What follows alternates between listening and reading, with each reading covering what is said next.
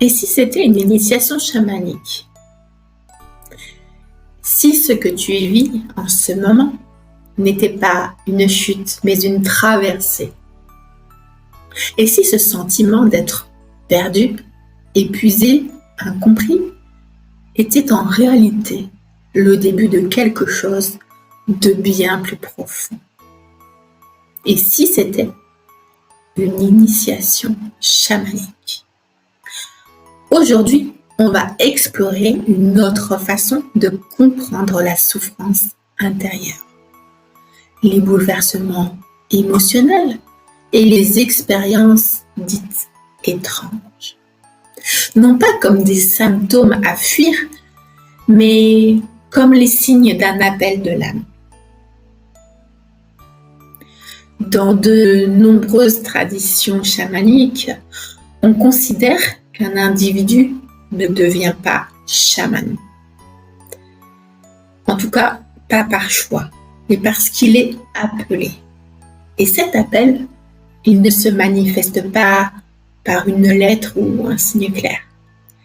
Il se manifeste souvent par une crise d'épilepsie, un effondrement ou une crise isolée, un vide intérieur, une perte de repères, des douleurs physiques ou émotionnelles inexpliquées, des rêves puissants, des visions, une hypersensibilité soudaine,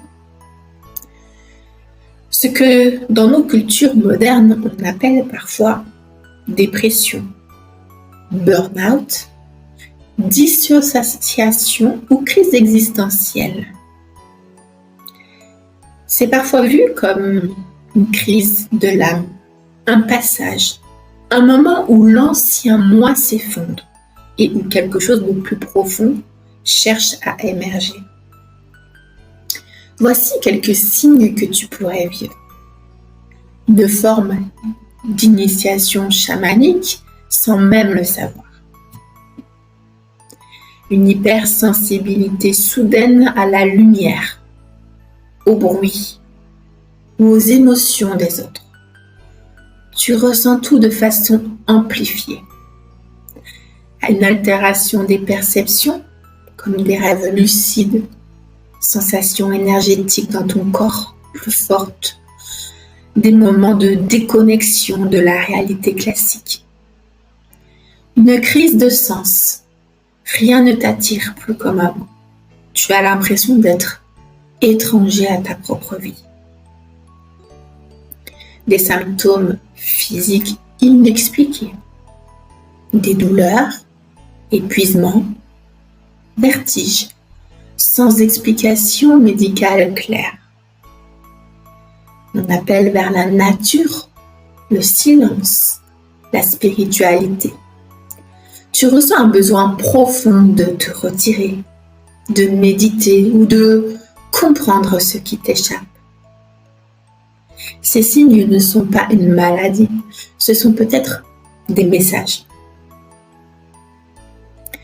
Pas à analyser avec le mental, mais à écouter avec ton âme. Pourquoi cette initiation est-elle si douloureuse? Parce qu'elle t'arrache à ce que tu croyais être, à l'ancien toi. Elle ne t'invite pas à t'améliorer, elle t'invite à mourir symboliquement. Et ça, crois-moi, c'est dur. À laisser derrière toi l'image, les rôles, les masques.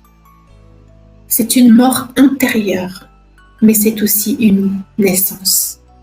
Ce que tu vis, ce n'est pas un échec, c'est un processus de dépouillement, de décodage.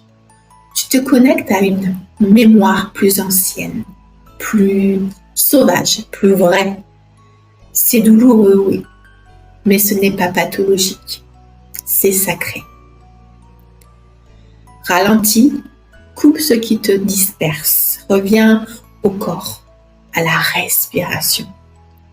Écoute les symboles, tiens un journal, note tes rêves, les intuitions, les synchronicités.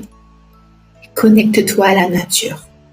Marche pieds nus, Écoute le vent, le monde vivant t'accompagne. Entoure-toi de personnes qui comprennent, pas forcément qui te soignent, mais qui t'honorent. Accueille ce que tu ressens, même si c'est étrange, inconfortable ou que tu ne peux pas l'expliquer. L'initiation n'a pas besoin de mots, elle a besoin de présence. Et si tu te reconnais dans ces symptômes, dans ce que je viens de partager, alors je te le dis, tu n'es pas en train de te perdre. Tu es peut-être en train de te retrouver sans que tu le saches. Ce que tu traverses, c'est peut-être l'ouverture d'une autre conscience. Un retour à ce que tu es profondément. Ton âme. Tu peux choisir de le fuir ou de le nourrir. Et si tu as envie qu'on explore tout ça ensemble parce que tu es perdu, laisse-moi un commentaire. Abonne-toi si tu veux plus de contenu sur la spiritualité, les initiations et le retour à soi. Et surtout, respecte ton rythme. Il n'y a rien à forcer. Tu es déjà sur le bon chemin.